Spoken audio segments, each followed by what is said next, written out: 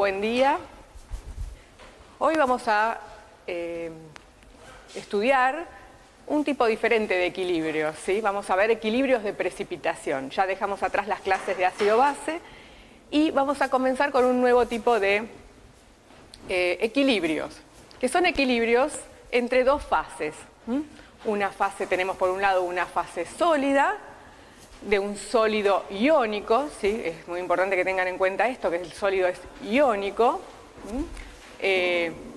poco soluble, es otra de las características de los precipitados que vamos a estudiar hoy, ¿sí? Y están en contacto con otra fase, que es una fase acuosa, que está constituida por una solución saturada en dicho sólido.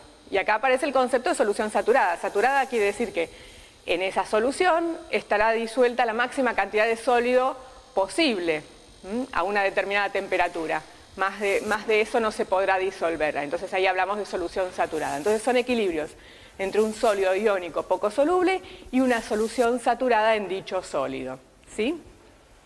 Entonces, cuando digo poco solubles, me refiero a que su solubilidad es inferior y es a la menos 3 molar.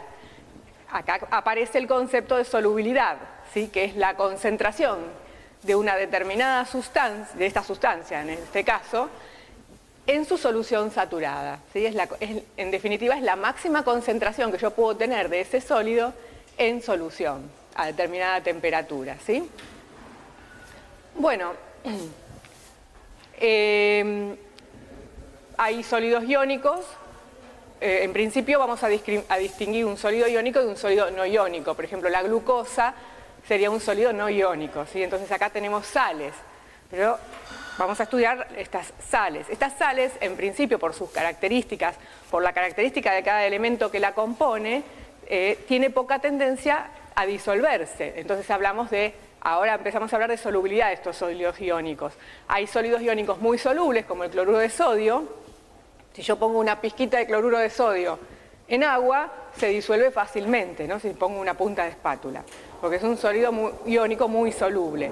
En cambio, por ejemplo, si yo pongo una punta de espátula de cloruro mercurioso en un tubo de ensayo, prácticamente no se va a disolver. ¿Ven? Acá abajo hay una pequeña cantidad de cloruro mercurioso, no sé si la llegan a ver, pero en el fondo hay una muy pequeña cantidad que yo puse hace varios días, y como verán, no se disolvió casi nada, ¿sí? O sea, esto está sin disolverse, ¿ven? Esto es porque es poco soluble. Tiene que ver con la naturaleza de los elementos que lo constituyen, con la facilidad de polarizarse de sus nubes electrónicas o no. O sea, en definitiva, tiene que ver con la diferencia de electronegatividad de sus elementos componentes, ¿sí? Eso lo han visto ya en química, para determinar su solubilidad en agua o no, o su disociación en iones. Bueno, entonces, ¿qué ocurre, por ejemplo, con el cloruro mercurioso que tenemos acá? Bueno, una muy pequeña porción de ese cloruro mercurioso se disuelve en agua, ¿sí? Pero esa fracción disuelta se disocia prácticamente en su totalidad en sus iones constituyentes, ¿de acuerdo? Entonces, vamos a estudiar ese tipo de equilibrios, aquellos donde la fracción disuelta prácticamente se disocia en su totalidad. Entonces existe una mínima cantidad en solución de esta especie que es constante y es muy baja y es despreciable. Entonces aquellos sistemas que presenten estas características que les mencioné pueden ser descritos por una constante de equilibrio que denominamos KPS, ¿sí? Fíjense que en KPS está el producto de las concentraciones molares de los iones elevados a los correspondientes coeficientes estequiométricos, ¿sí? En este caso, por ejemplo, no aparece el sólido en la expresión porque el sólido tiene una actividad constante, entonces ha sido englobado en el otro miembro de la igualdad con la constante, ¿sí? Y entonces ese producto es el que me da la KPS. ¿De acuerdo? Estas concentraciones son las concentraciones en la solución saturada, ¿sí? Ahí rige el KPS. Y están relacionadas, por supuesto, con la solubilidad de la sal. Entonces, si conocemos el valor de KPS, podemos hallar la solubilidad y al revés. Si conocemos la solubilidad de una especie, también podríamos calcular el KPS, ¿sí? Bueno, acá, como verán, el KPS involucra concentraciones molares de las especies, ¿sí? Bueno, es probable que les llame la atención acá la presencia del dímero mercurioso, ¿sí? Esto, ustedes desde el punto de vista cuantitativo piénsenlo como un catión divalente. Esto es un dímero de dos iones mercurioso que no se disocia, entonces piénsenlo de esa manera. Bueno, entonces como les decía, este KPS, que está relacionado con las concentraciones molares, lo llamamos KPS aparente. KPS aparente. Y es diferente, ¿sí?, del KPS termodinámico, que se representa como KPS cerito. En el KPS termodinámico, lo que tenemos son el producto de las actividades de los iones elevados a sus coeficientes estequiométricos. ¿De acuerdo? La actividad es la concentración efectiva del ion, ¿sí? Es cuán disponible está el ion en solución para una determinada reacción química, como puede ser esta reacción de precipitación, ¿sí? La actividad entonces es la concentración efectiva, es realmente lo que tiene posibilidad de interactuar. Así que es diferente, suele ser diferente de la concentración real o total. ¿De acuerdo? ¿Cómo se vincula la actividad con la concentración de los iones? A través de un coeficiente de actividad que representamos con la letra gamma. ¿Ven? La actividad es igual al producto del coeficiente de actividad multiplicado por la concentración, ¿sí? Este coeficiente de actividad es algo así como la fracción, me está dando una información que sería la fracción o el porcentaje de esta concentración total disponible para la reacción química, ¿sí? Es como una fracción, va a variar entre 0 y 1 su valor, está entre 0 y 1, y es como la fracción disponible. Por ejemplo, si esto fuera igual a 0,5, quiere decir que la actividad de ese ion va a ser el 50% de todo el ion que esté disuelto. ¿Se entiende la idea? Entonces, actividad es concentración efectiva, la que está disponible para la reacción. Bueno, el coeficiente de actividad y por lo tanto la actividad, que ustedes ya vieron, depende de la fuerza iónica del medio, ¿sí? Si la fuerza iónica hipotéticamente fuera 0, que no lo es, pero bueno, supongamos esa situación hipotética, el coeficiente de actividad sería 1. Es decir, que la actividad coincidiría con la concentración real y estaría todo disponible para alguna reacción química. Eso ocurre cuando no hay iones en la solución o está muy diluida esta solución, ¿de acuerdo? Pero en las situaciones reales, la fuerza iónica que representamos con la letra mu suele ser superior a 0, el coeficiente de actividad va a ser inferior a 1 y por lo tanto la actividad suele ser inferior a la concentración real de los iones. Bien, entonces como les decía, yo puedo reemplazar acá en esta expresión, dentro del KPS termodinámico. El KPS termodinámico está definido como el KPS a fuerza iónica igual a 0. O sea, no tiene un sentido real, sino que se obtiene por extrapolación, y esa es su definición. Y se puede usar en realidad en cualquier situación, en cualquier fuerza iónica, si nosotros trabajamos con actividades, ya que estas actividades se verán afectadas por la fuerza iónica, ¿sí? Entonces, lo que va a ocurrir es que si tuviéramos fuerza iónica 0, el KPS termodinámico coincidiría con el aparente, ya que estos serían iguales a 1, pero si la fuerza iónica aumenta, los coeficientes de actividad entonces van a disminuir, ¿ven? Si mu aumenta, los coeficientes de actividad de estos van a disminuir y el KPS aparente va a aumentar. Pero el KPS termodinámico permanecerá constante. ¿De acuerdo? Entonces el KPS aparente en realidad uno lo tiene que elegir, lo puede elegir si estuviera tabulado, o lo puede calcular para cada situación diferente de fuerza iónica. Bueno, estos conceptos ahora los vamos a aplicar, por eso los quería recordar. Otra cosa que necesitamos recordar es la diferencia entre producto iónico y KPS. El producto iónico es el producto de las concentraciones en una situación inicial, y las concentraciones de los iones elevadas a sus coeficientes estequiométricos, y el KPS ya es el producto de las concentraciones, pero en una situación de equilibrio, ¿sí? Si inicialmente mi producto iónico fuera inferior al KPS, cuando yo mezclo dos iones, no precipitarían, ¿sí? Si fuera inferior. Si fuera igual al KPS, estoy en presencia de una solución saturada. Y si el producto iónico fuera superior al KPS, al principio cuando yo hago una mezcla de iones, entonces va a ocurrir una precipitación hasta que lleguemos a una solución de saturación del sistema, ¿sí? Bueno, ahora entonces vamos a volver a ver, hoy vamos a estudiar básicamente algunos aspectos de la solubilidad de estas sales. Como les decía, vamos a vincular el KPS con la solubilidad. La solubilidad la represento con la letra S. Si se disolvieran S moles por litro de esta especie química, de este sólido, si se disolvieran S moles por litro, en esa solución aparecerían S moles por litro de catión mercurioso y 2 veces S moles por litro de ion cloruro. De manera que yo la concentración de catión mercurioso podría escribirla como igual a la solubilidad, ¿sí? Y la del ion cloruro sería 2 veces la solubilidad. ¿De acuerdo? Entonces, si no conozco la solubilidad de esta sal, puedo incluir esto en la KPS y conociendo el dato de KPS puedo calcular la solubilidad. ¿De acuerdo?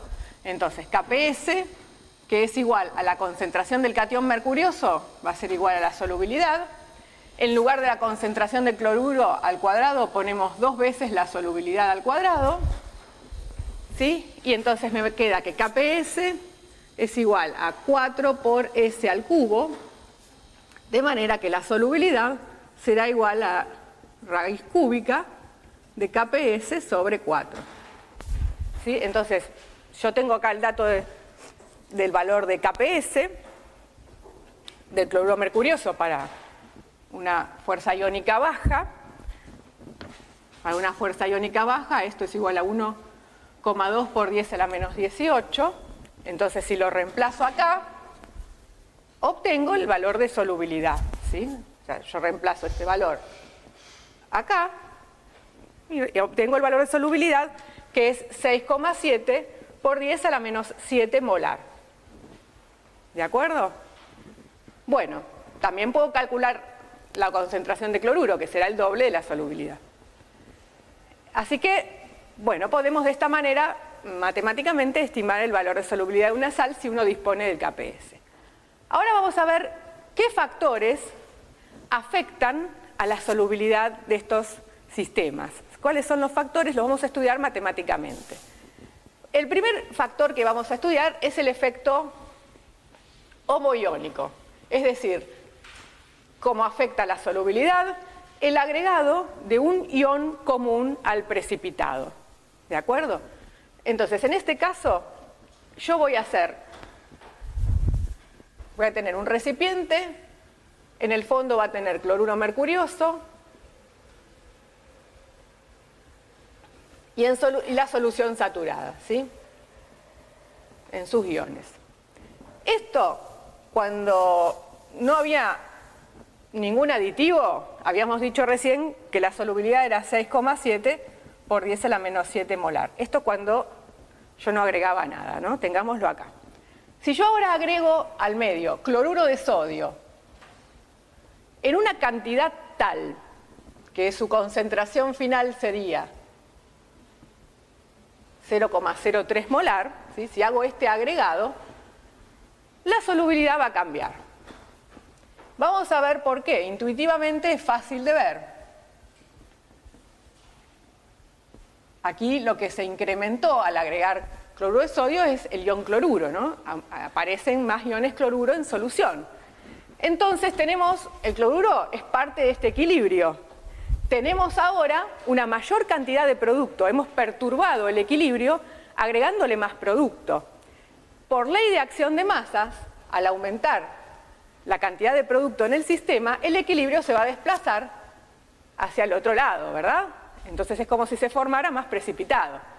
De alguna manera está favorecida ahora la forma no disociada. ¿Entienden la idea? Bueno, entonces en consecuencia, intuitivamente nos podemos dar cuenta que la solubilidad tiene que disminuir. Ahora va a haber menos cantidad de cloruro mercurioso disuelto por esta presión de productos que hemos agregado, ¿verdad? Bueno, vamos a demostrarlo matemáticamente, se hace de una manera muy sencilla, que la solubilidad en esta nueva concentración, en esta nueva situación, habrá disminuido. Para eso nos valemos del KPS. Calculamos como antes, estos recuerdan que era 0,0, dijimos en el ejemplo 0,03 molar, así que tenemos, como se disocia completamente, tenemos estas concentraciones de los iones en solución. Bien, la concentración del catión mercurioso en esta nueva situación va a seguir siendo igual a la solubilidad, porque es la única fuente de mercurioso es el precipitado, pero ahora es una solubilidad prima. La concentración de cloruro va a ser igual, tiene dos aportes acá. Por un lado, el cloruro de sodio. Entonces, el cloruro de sodio me está aportando 0,03 moles por litro del ion. Y por otro lado, el precipitado. El precipitado me está aportando 2 veces la solubilidad de iones cloruro.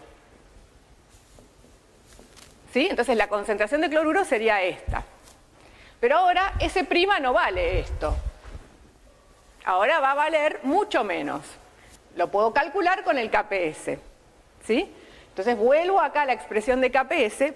Ahora, como aumentó la fuerza iónica del medio, voy a usar otro valor de KPS aparente, el adecuado para esta fuerza iónica. ¿Sí? Que es el nuevo KPS aparente, es 4 por 10 a la menos 18. ¿Sí? Es ligeramente mayor. Como les decía, aumentó la fuerza iónica, aumentó un poco el KPS aparente. Eso lo tienen en una tabla, bueno, se estima de alguna manera.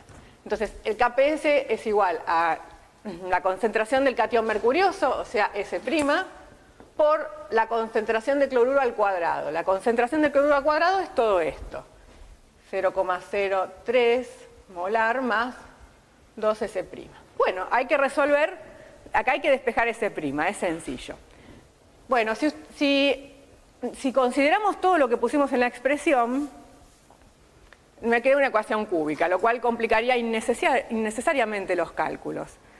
Así que vamos a hacer una cosa. Dentro de este paréntesis, para que no me quede una expresión compleja, vamos a considerar que este término es despreciable. Lo cual es cierto, ya de antemano lo podemos ver, porque, digamos, si la solubilidad no hubiera cambiado, este valor de solubilidad sería 6,7 por S a la menos 7, que frente a 0,03 es despreciable. En este caso, con más razón va a cambiar porque les dije que va a disminuir la solubilidad, así que va a ser inferior a ese valor, nuestra S', de manera que este término yo lo puedo despreciar con tranquilidad porque está bien despreciado. Entonces queda una expresión mucho más sencilla para calcular la solubilidad en estas nuevas condiciones, que va a ser igual al KPS sobre 0,03 molar al cuadrado. ¿Está bien? Bueno, esto nos da 4,4 por 10 a la menos 15 molar. Fíjense, esta es la solubilidad en presencia de un ion común. Es mucho más baja que la solubilidad en agua cuando no había otros iones disueltos. ¿Sí? Ven que es mucho más baja. Este efecto es muy notable, ¿sí? Hace que la solubilidad disminuya significativamente, ¿sí? La presencia de un ion común. ¿Sí? Así que pueden perfectamente hacer la comparación.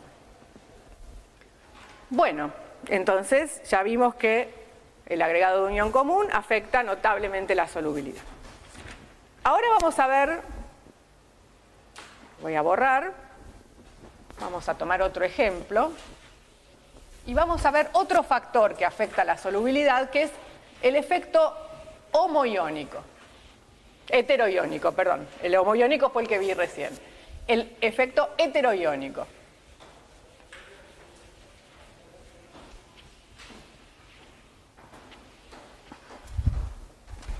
Vamos a ver cómo afecta. Efecto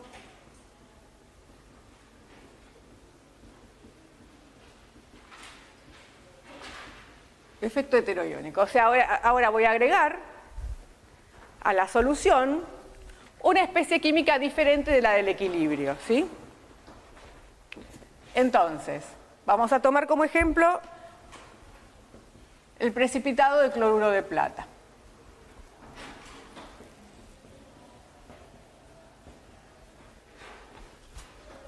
¿Sí? Supongamos que yo tengo un sistema con el sólido cloruro de plata en equilibrio con sus iones. Si yo no agrego nada, la solubilidad en agua es 1,35 por 10 a la menos 5 molar, ¿sí? Si yo no afecto este equilibrio de ninguna manera. Ahora, si yo acá le agrego, por ejemplo, nitrato de potasio, 0,1 molar, nuestro ejemplo, el nitrato de potasio es una sal soluble, se disuelve completamente en sus iones, ¿de acuerdo? Estos iones no participan del equilibrio anterior, ¿se dan cuenta? Son iones que no están relacionados con la reacción química anterior. Sin embargo, van a perturbar el sistema. ¿Por qué? Porque van a afectar la fuerza iónica del medio. Ustedes imaginen que en esta situación están los iones plata y los iones cloruros disueltos, ¿sí? Entonces, rodeados de moléculas de agua, el ion plata positivo atrae a los iones negativos, puede ser que colisionen, que choquen, y de esa colisión puede ser que se forme precipitado, y al revés, del precipitado también puede ser que se redisuelvan iones. Bueno, pero cuando hay nitrato de potasio, ocurre lo siguiente. El ion plata va a estar rodeado de nitrato, de iones nitrato, que son iones que están en más abundancia, ya que esta era una sal soluble, y el ion potasio estará rodeando a los iones cloruro de nuestro equilibrio. De manera que estas nubes que se han formado alrededor de nuestros iones, de los que están en estudio, están apantallando a los iones de interés. Al apantallarlos, es como si el ion cloruro fuera menos negativo y el ion plata menos positivo, se atraen menos uno con otro, tienen menos probabilidad de choque, ¿sí? Entonces es como si hubiera menos iones en solución. Podemos pensar que instantáneamente la actividad ha caído, o sea, la concentración efectiva ha caído. Es como si tuviéramos menos iones en solución, disponibles para la reacción de precipitación, ¿de acuerdo? Debido a este efecto de apantallamiento. ¿Qué ocurre? Esto está en equilibrio con un sólido. Al notarse que hay menos iones en solución, es como si hubiera desaparecido producto, de manera que el equilibrio se va a desplazar un poco hacia la disociación, para que aparezca más producto en solución y se recupere un poco de esta perturbación, el equilibrio.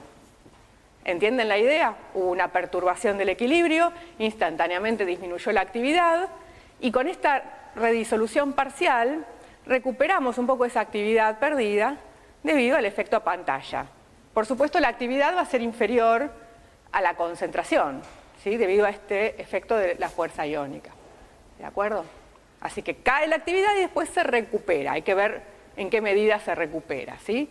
Por ejemplo, si fueran iones polivalentes los del equilibrio, se recuperaría menos la actividad.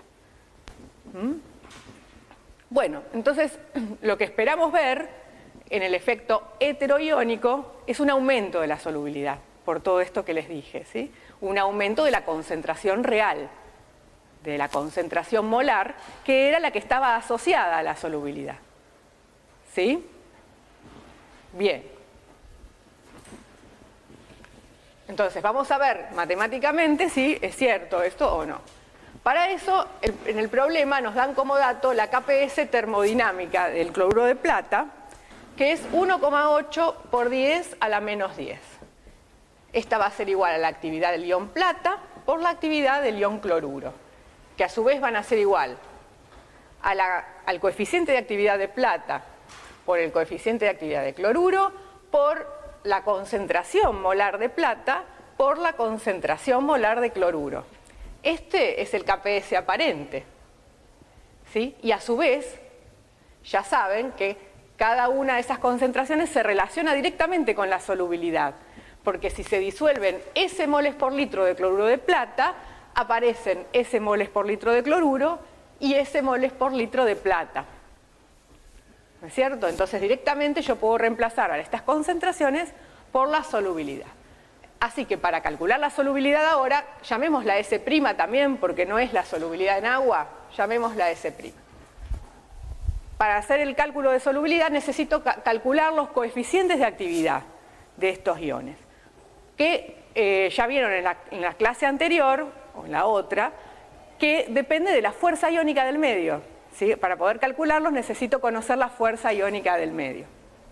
Así que primero, entonces calculo la fuerza iónica, que la represento como la letra mu. Bueno, eso igual a 1/2 de la sumatoria de las concentraciones por la carga de los iones al cuadrado. ¿Qué iones tenemos acá? Tenemos la concentración del potasio por su carga al cuadrado, la concentración de nitrato por su carga al cuadrado, la concentración de plata por su carga al cuadrado y la concentración de cloruro por su carga al cuadrado. Bueno, la concentración de nitrato, 0,1 molar. Lo mismo la de potasio, ¿verdad? Estas dos las conozco. Pero las concentraciones de plata y de cloruro no las conozco. Justamente coinciden con la solubilidad, pero son una incógnita para nosotros. Entonces, bueno, tengo que hacer alguna aproximación. Yo les decía que la solubilidad en agua del cloruro de plata era aproximadamente 1,35 por 10 a la menos 5 molar. Bueno, acá en este medio la solubilidad va a ser un poco más alta, por lo que les expliqué antes, pero no demasiado más alta, porque este efecto no es un efecto tan contundente como el efecto homoiónico que vimos antes. Entonces yo puedo decir que esto va a estar en el orden de 10 a la menos 5 molar, sí, por ahí va a estar estos valores, ¿de acuerdo? Por lo tanto, 10 a la menos 5 molar comparado con 10 a la menos 1 molar van a ser términos que van a valer muy poco, ¿sí? Son términos muy pequeños, estos que abarcan a la solubilidad. Por lo tanto, en principio yo los desprecio, porque si no sería muy complicado hacer los cálculos. De manera que si hago la cuenta con estos desprecios, la fuerza iónica me da 0,1. Y ese es el valor aproximado que voy a utilizar. Bueno, ahora con el valor de fuerza iónica sí puedo calcular los coeficientes de actividad. El coeficiente de actividad, por ejemplo, del ion plata va a ser igual a 10 a la menos 0,512, lo que voy a escribir acá es la ecuación de Debye-Hückel extendida, ¿sí? 0,512 por la carga del ion al cuadrado por la raíz cuadrada de la fuerza iónica sobre 1 más 0,33 por el radio del ion por raíz de mu. Bueno, para la plata, la carga del ion es 1. La fuerza iónica dijimos que de este sistema era 0,1. 0,1. Y el radio del ion plata, son valores tabulados, estos están en el libro. Por ejemplo, en este caso es 2,5 Armstrongs. ¿Sí? Bueno, hacemos la cuenta y nos da 0,7440, el coeficiente de actividad de la plata. ¿Esto qué quiere decir? Que hay un 74% de la plata disuelta disponible para la reacción de precipitación. ¿Se dan cuenta? Esto es lo que nos está diciendo este coeficiente de actividad. ¿Sí? De la misma manera se calcula el del cloruro, teniendo en cuenta que el radio del ion cloruro es de 3 Armstrongs. Bueno, hago la misma cuenta, ¿sí? Pero reemplazo acá, donde es 2,5 Armstrongs, reemplazo por 3 Armstrongs. Y esto me da 0,7528. La misma idea que antes, es la fracción del cloruro disuelto que está disponible para la reacción. Y bueno, ahora ya está. Ya tengo los coeficientes de actividad, así que vuelvo al KPS, vuelvo aquí a KPS, para despejar la solubilidad en este efecto heteroiónico. Entonces, me va a quedar que KPS termodinámico dividido estos coeficientes de actividad es igual a la solubilidad al cuadrado, porque me quedan S por S. Entonces, para sacar la solubilidad, lo paso esto como raíz cuadrada. ¿Sí? O sea, nada más despejé solubilidad. Y esto me da 1,79 por 10 a la menos 5 molar. Entonces acá nos detenemos un momento y vemos que con el efecto heteroiónico la solubilidad se ha incrementado ligeramente con respecto a la solubilidad en agua. En agua era 1,35 por 10 a la menos 5 molar y en presencia de nitrato de potasio aumentó un poco, 1,79 por 10 a la menos 5 molar. Aumentó, como fue la predicción, pero no es un efecto demasiado contundente, ¿sí? Como el anterior. Hay excepciones donde, por ejemplo, en el caso del efecto homoiónico, nosotros decíamos que la solubilidad disminuye siempre cuando le agrego un ion común. Hay algunas excepciones en el caso del homoiónico, que es el caso donde le agregamos, por ejemplo, al hidróxido de aluminio un exceso de iones hidróxidos. ¿Sí? Cuando tenemos cationes de tipo anfótero, los hidróxidos, si yo le agrego un exceso de ion hidróxido, se terminan solubilizando. Pero eso es porque se forma un complejo soluble, o sea, aparece otro equilibrio más involucrado, ¿sí? Entonces, ese es un efecto que me olvidé mencionarles antes, una excepción del efecto homoiónico que me olvidé mencionar anteriormente. Bueno, entonces vimos homoiónico, efecto heteroiónico. Ahora vamos a ver un tercer efecto sobre la solubilidad, que es el efecto del pH. Esto lo voy a dejar acá.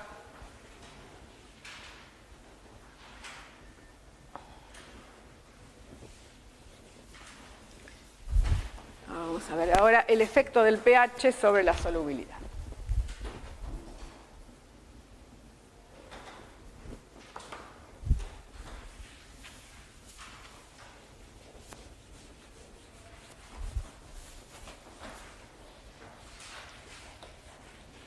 El pH del medio va a afectar la solubilidad de una sal poco soluble cuando el anión de dicha sal sea la base conjugada de un ácido débil. ¿Sí? Por ejemplo, si yo tengo, qué sé yo, carbonato de calcio, ¿no? Poco soluble, pero el carbonato a su vez puede tomar protones, ¿sí? Y formar ácido carbónico. Entonces, el equilibrio del carbonato de calcio se va a ver afectado por la presencia de protones en el medio, porque los protones desplazarían al carbonato del equilibrio de precipitación y eventualmente podrían llegar a disolverlo, ¿no es cierto? Si yo agrego un medio, si acidifico mucho el medio, ya que voy a estar desplazando el equilibrio.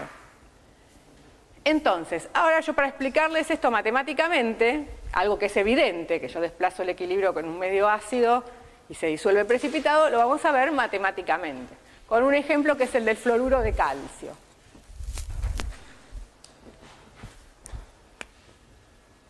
El fluoruro de calcio es una sal poco soluble en agua que se disocia parcialmente en sus iones y este equilibrio, por supuesto, está regido por el KPS, que tiene un valor de 5 por 10 a la menos 11.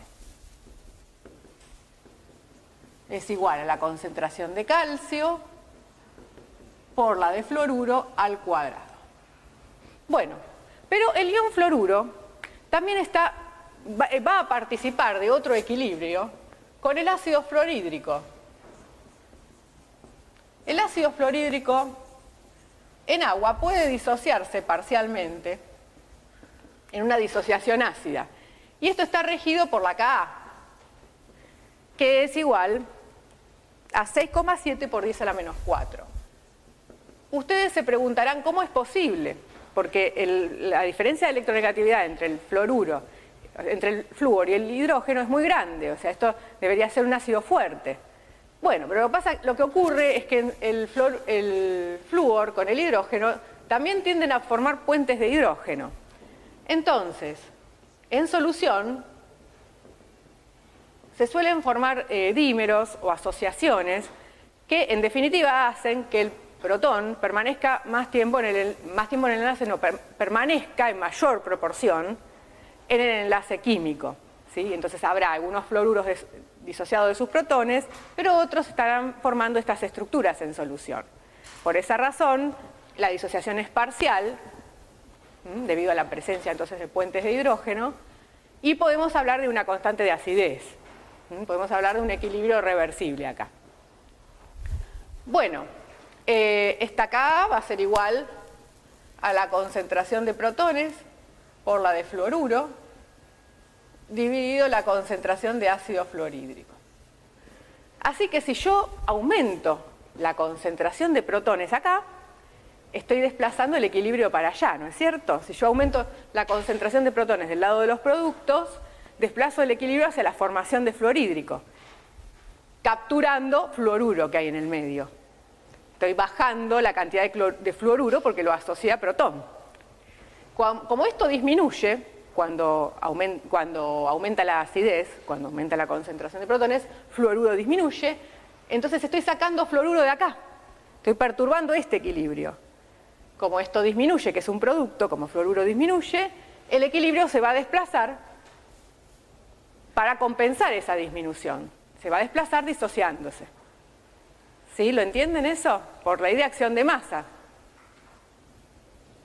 Entonces el efecto es que si yo aumento la concentración de protones, o sea, bajo el pH, voy a aumentar la solubilidad de la sal. Puede llegar a disolverse totalmente o no, pero en principio seguro aumenta la solubilidad. Lo vemos ahora matemáticamente.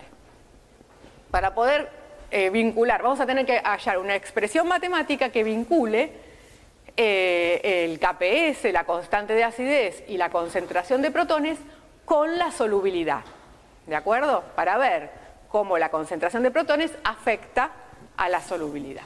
Para eso nos valemos de la estrategia de siempre, que es usar los equilibrios químicos y los balances de masa. Recuerden ustedes que la concentración de calcio acá, en esta expresión, va a coincidir con la solubilidad, porque si se disuelven S moles por litro de fluoruro de calcio, aparece eso mismo de calcio en solución, ¿sí?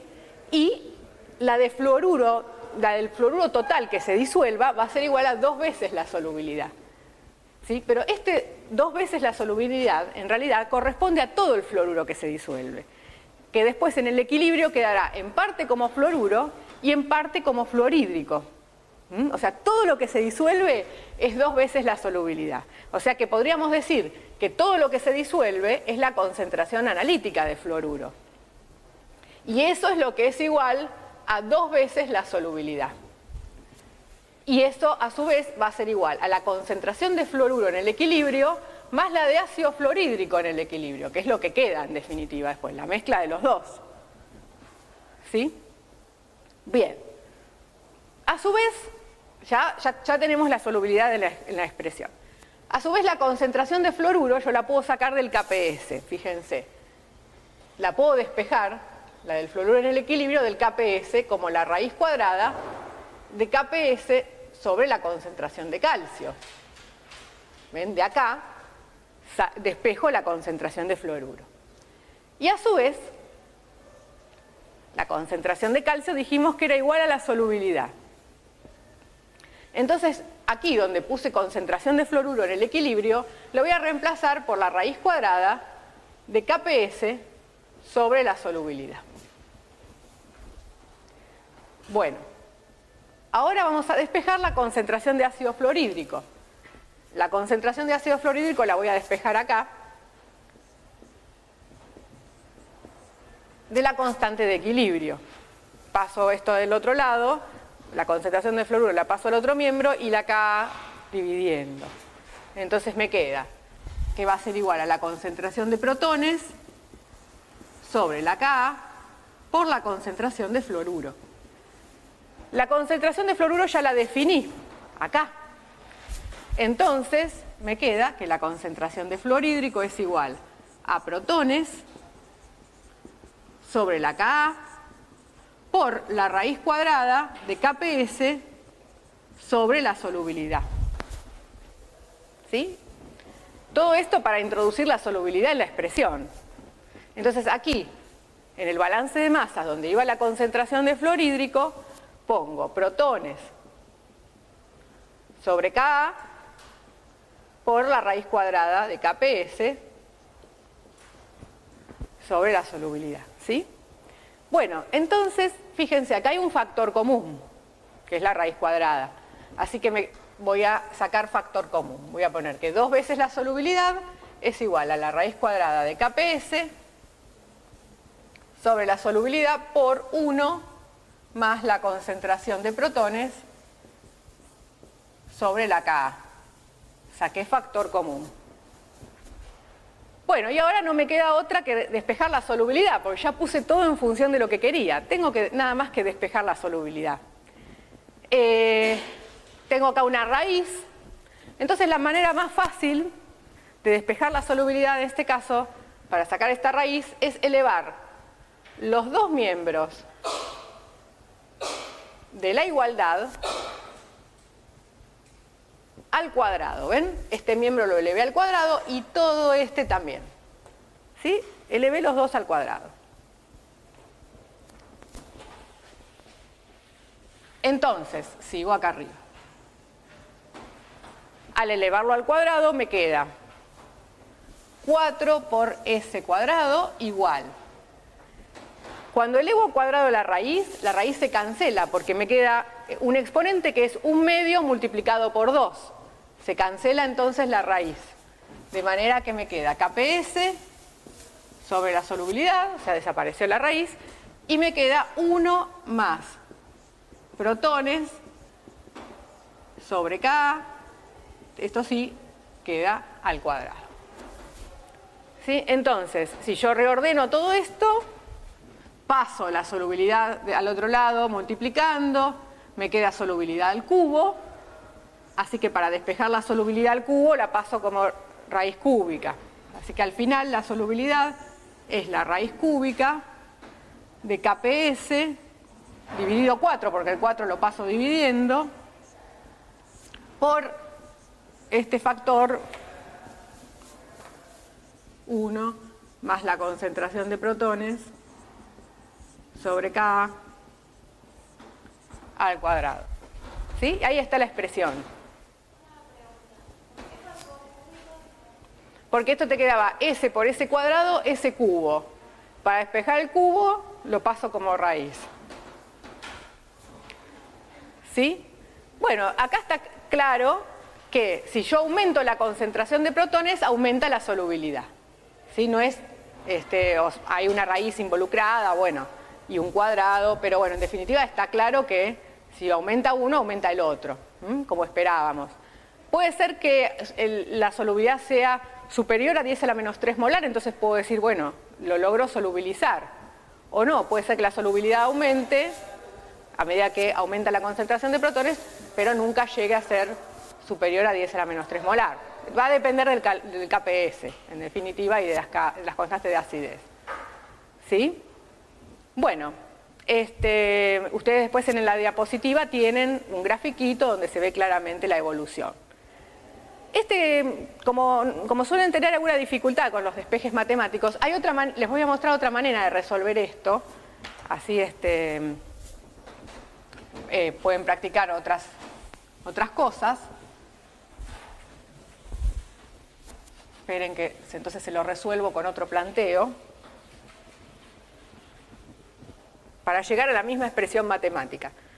O sea, para llegar a la misma expresión matemática uno puede hacer foco en el Kps y decir que Kps es igual a la concentración de calcio por la concentración de fluoruro al cuadrado. Ya habíamos dicho que la concentración de calcio coincidía con la solubilidad, ¿no es cierto? Entonces la reemplazo por la solubilidad. Y la concentración de fluoruro, si yo la divido por la concentración analítica del fluoruro, esto es el alfa 1. ¿Se acuerdan? Esto es el alfa 1. A su vez, alfa 1 es igual a la Ka sobre Ka más concentración de protones. En este caso, para la base conjugada de un ácido débil. Y a la vez habíamos definido la concentración analítica como 2 veces la solubilidad. Fluoruro dividido 2 veces la solubilidad también es alfa 1, ¿ven? Porque esto lo habíamos definido como 2 veces la solubilidad antes. Entonces, fíjense, acá en vez de fluoruro, yo puedo despejar de acá la concentración de fluoruro como alfa 1 por 2 por S, ¿sí? De acá, de esto, digamos, despejo la concentración de fluoruro y la introduzco en el KPS. Entonces dijimos que era alfa 1 por 2 por S. Y esto estaba al cuadrado, así que queda al cuadrado. Entonces me queda que KPS es igual. La solubilidad al cuadrado por esta es solubilidad al cubo, 2 al cuadrado es 4 y el alfa 1 queda al cuadrado. Entonces queda 4 por S al cubo por alfa 1 que está al cuadrado. ¿Sí? Así que si despejo de acá la solubilidad, me va a quedar como la raíz cúbica, ¿no? Hay que hacer todo el pasaje, pero bueno, me va a quedar finalmente como raíz cúbica de KPS sobre 4, porque el 4 lo paso dividiendo para el otro lado, y sobre alfa 1 al cuadrado. ¿No? Entonces, el alfa 1 dijimos que contiene la concentración de protones, que era lo que yo quería meter en esta expresión. Así que vamos a reemplazar el alfa 1 por esto. Me queda KPS sobre 4 por esto al cuadrado, y 1 sobre alfa 1 es dar vuelta a esto. Entonces me queda K más protón dividido K. Y esto es lo mismo que tenían antes, porque esto es raíz cúbica de KPS sobre 4. K dividido K es 1. Entonces queda igual que antes, ¿ven?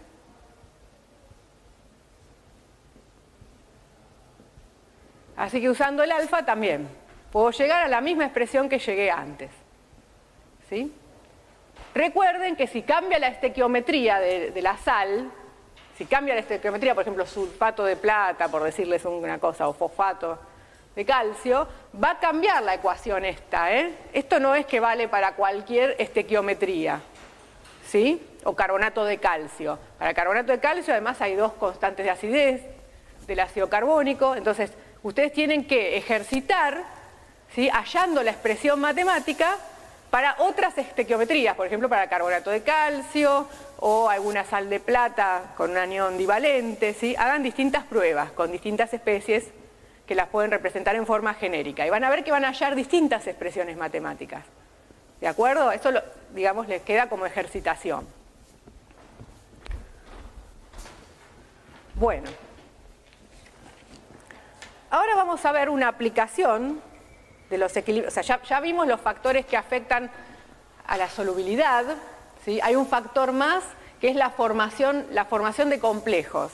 Eso lo vamos a ver más adelante, ¿sí? O sea, un cuarto factor que afecta a la solubilidad, que es la formación de complejos que también pueden llegar a disolver precipitados.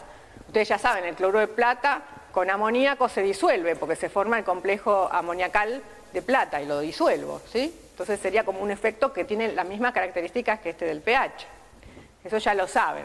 Después lo vamos a ver matemáticamente. Bueno, y ahora vamos a ver entonces, dejando de lado ya estos factores, una aplicación de la precipitación, que se llama separaciones por precipitación o precipitación fraccionada.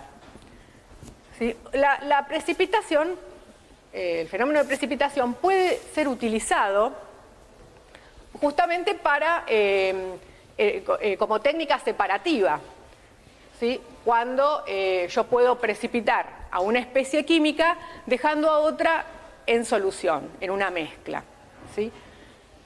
El caso típico es la mezcla de cloruro y cromato, ¿sí? Que se puede resolver justamente por precipitación de uno de los dos aniones con un agente precipitante. Claro, lo ideal sería tener un agente precipitante que precipite nada más que a una de las especies químicas, ¿sí? Pero a veces no tenemos agentes precipitantes tan selectivos que en una mezcla dejen una especie en solución y la otra quede precipitada, ¿sí? A veces tenemos agentes que por ahí precipitan a varias especies químicas presentes, pero tal vez la concentración del agente que se necesite para precipitar una especie sea diferente de la concentración para precipitar la otra. Entonces uno puede hacer una precipitación fraccionada.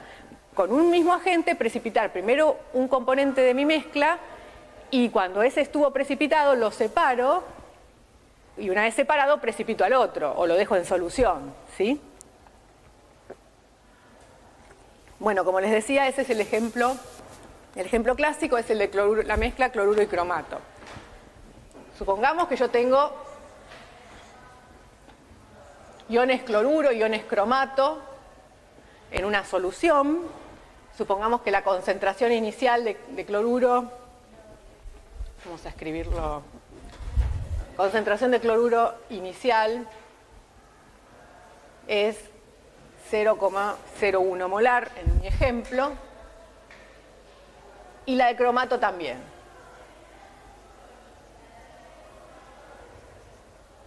Bueno, un agente precipitante para estas especies puede ser el ion plata, de una sal soluble como la del nitrato de plata. Yo podría intentar ver si con ion plata puedo resolver esta mezcla, es decir, tener en una fase a un ion y en otra fase al otro ion. Bueno, para eso lo primero que hay que hacer es verificar que este agente precipitante precipita por lo menos con los iones de interés. En este caso van a ver que la plata precipita con los dos y eso lo vemos a través del KPS. La pregunta es, ¿cuál de los dos aniones precipita primero? Entonces, para eso lo que hago, para contestar esta primera pregunta, es calcular qué cantidad de plata necesito para precipitar cada uno de ellos en esta concentración. Entonces, por ejemplo, eso lo puedo calcular a través del KPS. Por ejemplo, para el KPS de cloruro de plata, que es igual a 2,9 por 10 a la menos 10,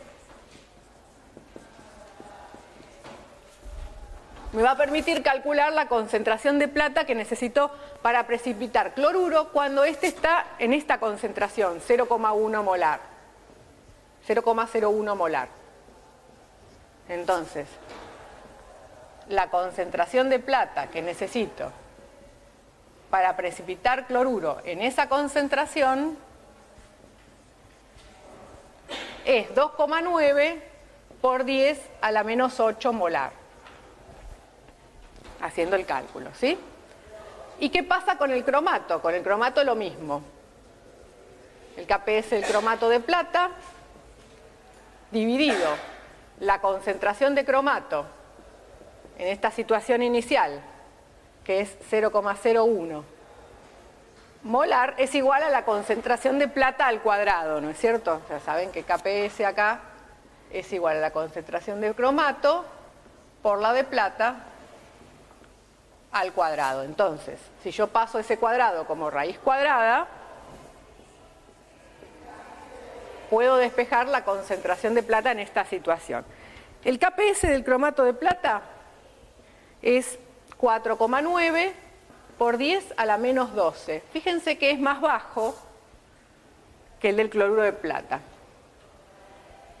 Y este necesita 2,2 por 10 a la menos 5 molar de plata para que empiece a precipitar cromato. Entonces, ¿qué es lo que va a pasar? Cuando yo estoy agregando una ultratraza de plata, tal que su concentración es, por ejemplo, 10 a la menos 20 molar, el producto iónico de plata por cloruro va a ser inferior al KPS, ¿no? Si yo agregara, por ejemplo, 10 a la menos 20 molar acá, el producto iónico me va a dar más chico que el KPS, no va a precipitar.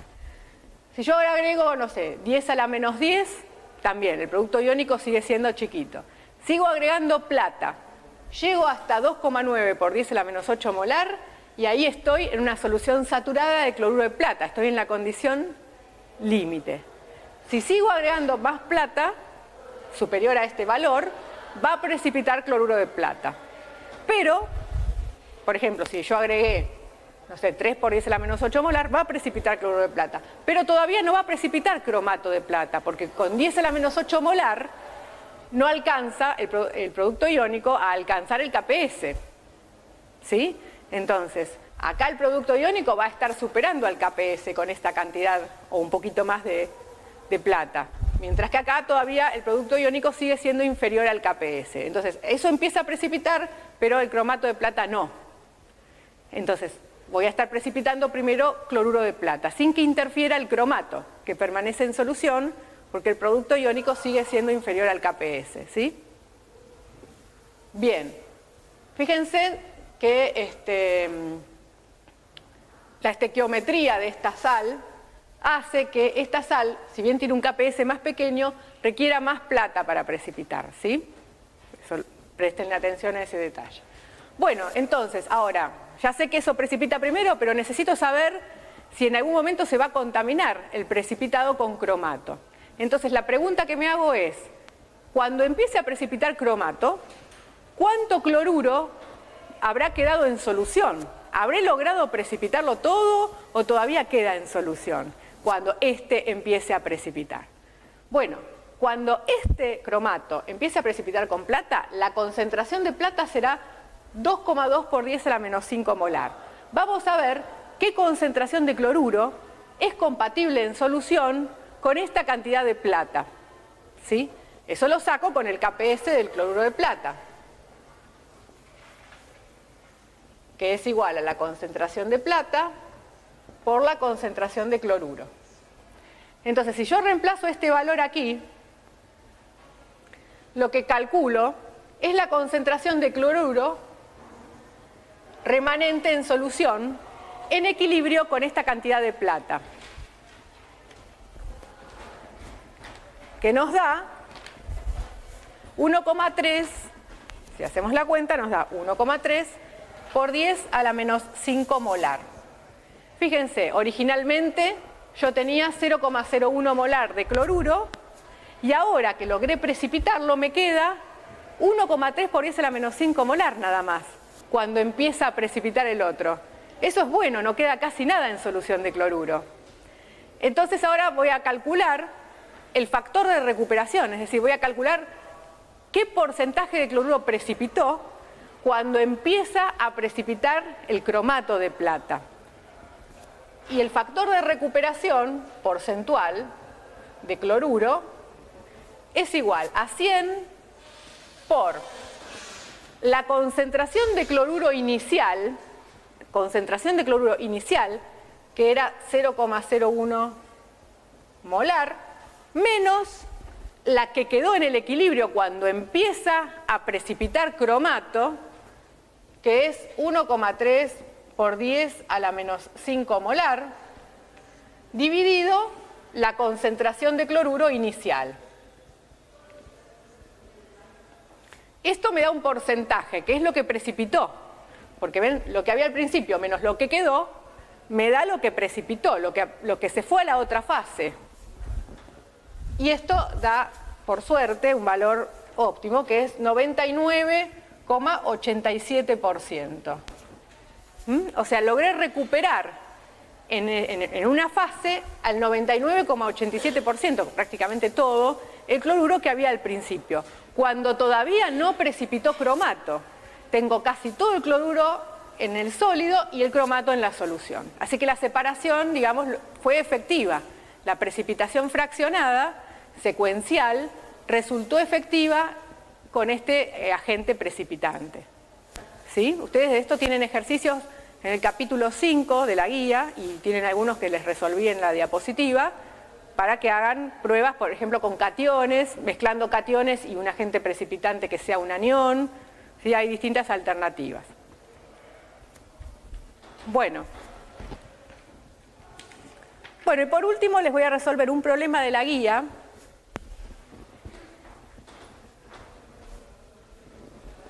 que combina los efectos que vimos antes, el efecto homoiónico con el efecto heteroiónico, para determinar la solubilidad de una sal.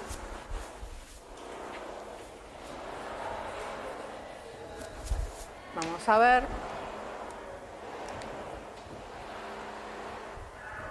Un marcador que funcione mejor.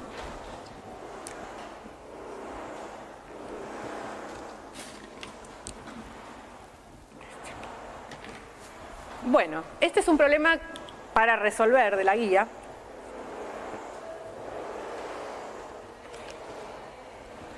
Que dice, calcule la solubilidad de sulfato de bario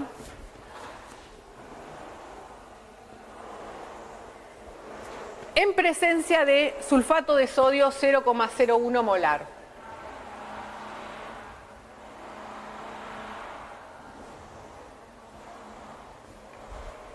Bueno, el sulfato de bario, ya esto lo saben porque lo han visto en el trabajo práctico. En el trabajo práctico número 3, que es el trabajo práctico de equilibrio, ustedes han visto muchos ejemplos de estos efectos, ¿sí? Y probablemente hayan trabajado en algún punto con el sulfato de bario, que es muy poco soluble, que se usa como contraste radiológico, ¿sí?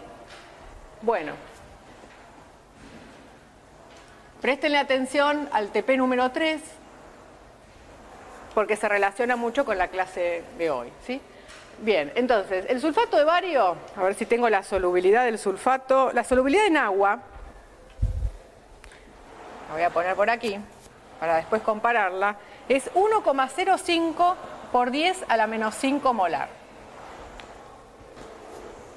Entonces, si se disolvieran S moles por litro de esa sal, aparecerían en solución S moles por litro de sulfato y S moles por litro de bario. Pero ¿qué pasa? Acá hay sulfato de sodio en este sistema, que se disocia completamente, dando 0,02 moles por litro de sodio, o sea, el doble de la concentración de la sal, y 0,01 mol por litro del anión sulfato. Bueno, es obvio que el anión sulfato lo que va a hacer es afectar a este equilibrio porque es parte del mismo y lo va a desplazar hacia la forma no disociada, disminuyendo así su solubilidad, ¿sí? Pero por otro lado nos dan la información, en el problema nos dan una información que es la KPS termodinámica del sulfato de bario, que es igual a ver, la tengo por aquí, 1,1 por 10 a la menos 10, para que nosotros tengamos en cuenta el efecto de la fuerza iónica, ¿sí? Acá por un lado, esta sal, la presencia de iones sodio, de un exceso de ion sulfato, va a estar aumentando la fuerza iónica del medio. Ese aumento de la fuerza iónica tendría que aumentar la solubilidad del sulfato de bario, pero a la vez, estos iones que aumentan la fuerza iónica hacen también el efecto contrario, que es participar del equilibrio tratando de disminuir la solubilidad. Entonces acá hay un efecto doble. Está el efecto heteroiónico que aumenta la fuerza iónica y tendería a aumentar la solubilidad, combinado con un efecto homoiónico que tiende a desplazar el equilibrio hacia allá, disminuyendo la solubilidad, ¿sí?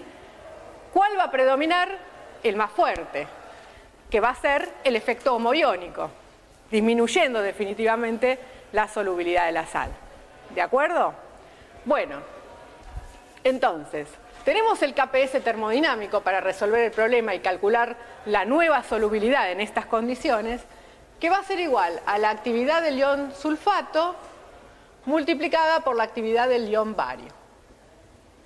Bueno, esto uno lo puede reescribir como el coeficiente de actividad del bario por el coeficiente de actividad del sulfato por la concentración molar de bario por la concentración molar del sulfato. Bueno, la concentración molar de bario va a ser igual a la solubilidad porque la única fuente de bario es el sulfato de bario. La concentración del ion sulfato tiene dos aportes. Por un lado, sulfato 0,01 molar que venía del sulfato de sodio, más el aporte del precipitado, que el aporte de precipitado coincidirá con la solubilidad del mismo, ¿sí? Fíjense, ya vaticinamos que este término va a ser pequeño porque la solubilidad en agua estaba en el orden de 10 a la menos 5 molar. O sea, este término va a ser inferior a este valor por el efecto homoiónico, así que esto ya sabemos que lo vamos a poder despreciar frente a un exceso de sulfato, ¿sí? Bueno, así que la concentración de sulfato la vamos a poder aproximar a 0,01 molar. Ahora nos falta hallar los coeficientes de actividad para poder despejar la solubilidad.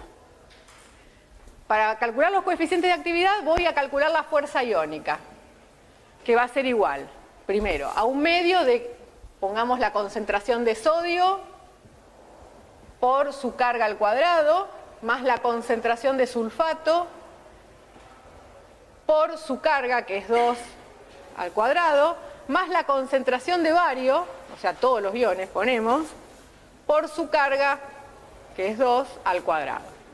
La concentración de sodio, 0,02 molar, ¿no? El doble de la de la sal. La concentración del sulfato ya quedamos que aproximamos al exceso de sulfato, 0,01 molar. Y acá va a quedar el 0,01 molar, va a quedar multiplicado por 4, ¿no? Y la concentración de bario, que es igual a la solubilidad, no la conocemos, pero ya dijimos que era baja, que era inferior a 10 a la menos 5 molar. Entonces, podemos, en este caso, porque sé que va a ser inferior a ese valor, vamos a despreciarla, ¿sí? O sea, vamos a despreciar directamente todo este término. Bien, entonces esto me da 0,02 más 0,01 por 4, esto es 0,04. 0,04 más 0,02 es 0,06. Dividido 2 es directamente 0,03. Fuerza iónica. Bueno, vamos a calcular ahora el coeficiente de actividad del bario. Va a ser 10 a la menos 0,512 por la carga del bario, que es 2 al cuadrado, por la raíz de la fuerza iónica, que es 0,03, dividido 1 más 0,33 por el radio iónico del bario, que es 5 Armstrongs, por raíz cuadrada de 0,03. Bueno, si uno hace la cuenta, esto me da 0,5298. ¿Ven? Esto me está diciendo que es más o menos un 53% del bario disuelto va a estar disponible para la reacción, ¿sí? Porque va a estar apantallado, ¿sí? O sea, de lo disuelto solamente un 53% va a estar disponible para la reacción, debido a este efecto pantalla de los iones que están del sulfato en exceso, puntualmente en este caso, ¿sí? Bien. En este caso ahora vamos a calcular el coeficiente de actividad del anión sulfato, que también se plantea de la misma manera, 0,512 por su carga, que es 2 al cuadrado, por raíz de 0,03 sobre 1 más 0,33 por el radio que está tabulado, el radio del anión sulfato, que es 4 Armstrongs, lo tienen en el libro de Skog, tiene la tabla de los radios, por la raíz de 0,03. Y bueno, el coeficiente de actividad del sulfato es 0,5144. ¿Ven? Le pasa lo mismo. Más o menos se ve afectado en la misma magnitud porque los radios iónicos son similares y las cargas también. O sea, la magnitud de la carga es la misma. Bueno, ya está entonces. Me queda, acá en la expresión del KPS termodinámico, me queda que el coeficiente de bario 0,5298 multiplicado por el de sulfato 0,5144 por la solubilidad, porque es la concentración de bario, por la concentración del sulfato que la habíamos aproximado a 0,01 molar. Despejo de acá la solubilidad, ¿sí? De esta expresión. Ven que esto lo habíamos igualado al KPS, 1,1 por 10 a la menos 10, KPS termodinámico. Así que de acá despejo la solubilidad, que es igual a 4,04 por 10 a la menos 8 molar del sulfato de bario, ¿sí? Bueno, dio lo que habíamos vaticinado. La solubilidad en estas condiciones resultó inferior a la solubilidad del sulfato de bario en agua, ¿sí? Así que predominó el efecto homoiónico, el exceso de uno de los iones que desplaza el equilibrio hacia la forma no disociada, por más que la fuerza iónica era elevada, ¿sí?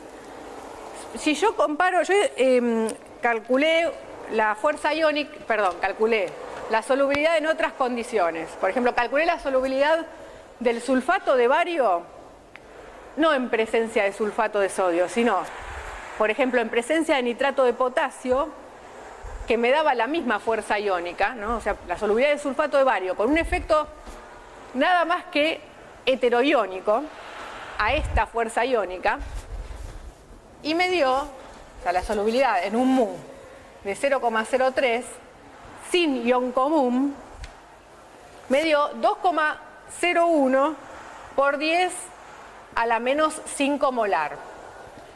Fíjense que esta solubilidad es el doble de la solubilidad en agua.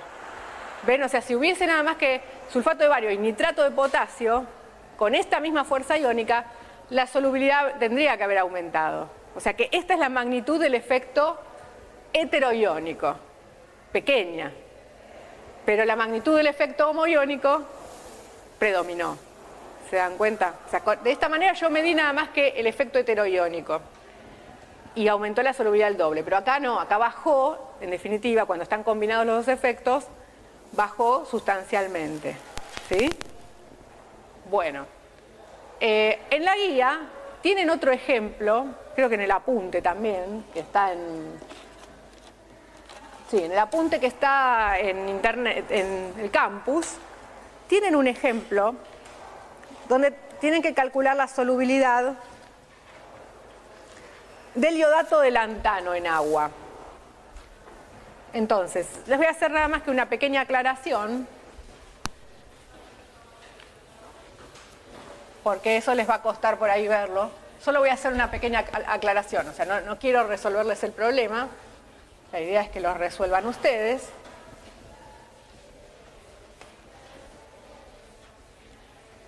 Bueno, el iodato de lantano, borro esto,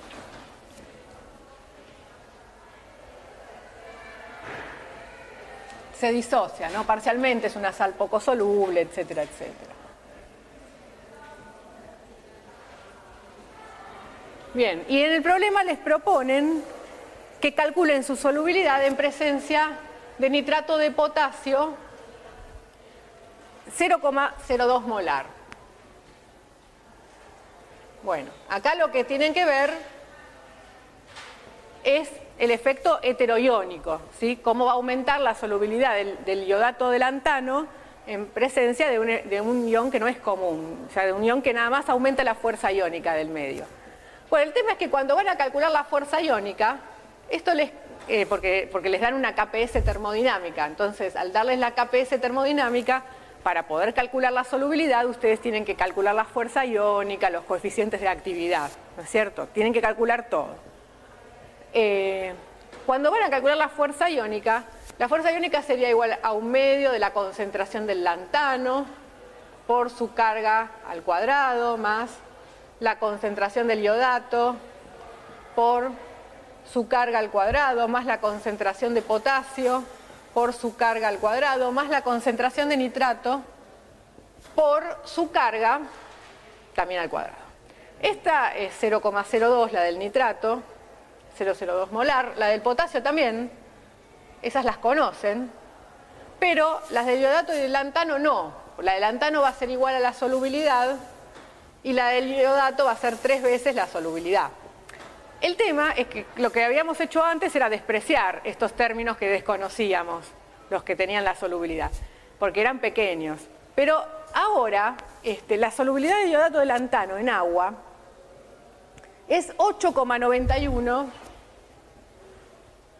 8,901 por 10 a la menos 4 molar.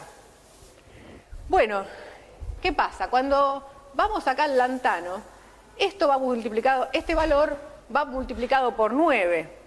Entonces ya nos queda algo así como 8 por 10 a la menos 3 molar. Y ya no es totalmente despreciable, lo mismo esto va multiplicado por 3 acá, ya no es completamente despreciable frente a los otros términos que están en el orden de 10 a la menos 2 molar. ¿Sí? O sea, acá les va a quedar un término de 10 a la menos 3 molar, este es de 10 a la menos 2 molar, no es totalmente despreciable. Entonces, cuando no lo puedo despreciar, lo reemplazo por el valor que conozco, que es el de la solubilidad en agua, ¿sí? Para cometer menos error, porque obviamente que yo cuando desprecio estoy cometiendo un cierto error, pero por ejemplo acá si esto ya no es despreciable, lo reemplazo por el valor de solubilidad que conozco, que es el de solubilidad en agua, ¿sí? Y voy a cometer menos error al calcular la fuerza iónica, que si directamente yo despreciara estos términos. Normalmente esto se hace por iteración, ¿no es cierto? Uno corrige la solubilidad, haya un valor de solubilidad, entonces lo reemplaza nuevamente aquí y vuelve a hallar otro valor de solubilidad por efecto heteroiónico y lo vuelve a reemplazar y así sucesivamente. Por iteración va sacando el valor verdadero. Bueno, nosotros no vamos a iterar porque sería muy largo, los problemas serían muy largos, pero la idea es que cuando yo tengo que siempre ponderar que esto sea despreciable, cuando no lo es, como en este ejercicio, bueno, empiezo reemplazando el valor de solubilidad por un dato cercano, que en este caso es la solubilidad en agua. Como este es un efecto heteroiónico, la solubilidad final en este medio no va a ser muy diferente de la solubilidad en agua.